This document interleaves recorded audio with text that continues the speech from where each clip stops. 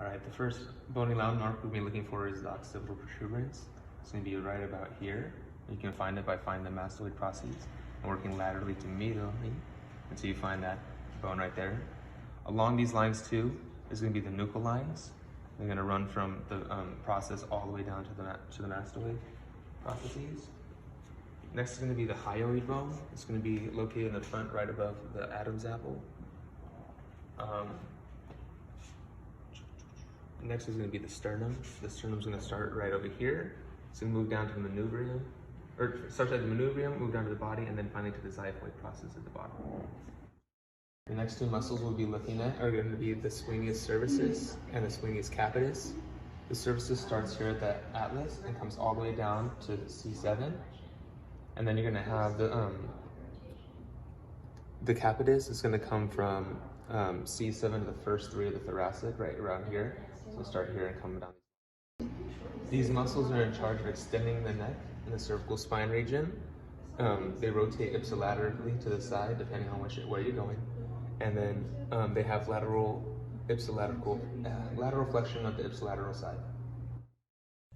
All right, so if you start around here, C7, which is going to be the last cervical vertebrae you're going to be able to feel. You can feel it goes from here, T1, all the way down to about right here on that floating bit.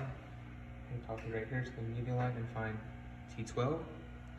Around here in this area is the rectus spinae muscles.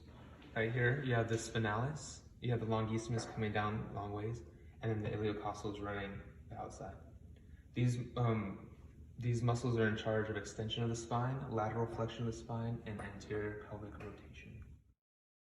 The next muscle we're going to be talking about is the quadratus levorum. It's going to be right around here. It's going to come from the bottom floating rib all the way down to the iliac crest. This bone is in charge of lateral flexion on the ipsilateral side, lateral pelvic rotation, contralateral side, lumbar extension, and anterior pelvic rotation. The ribs angle from right here, as you can kind of feel, and they kind of come up and around all the way back up to the sternum.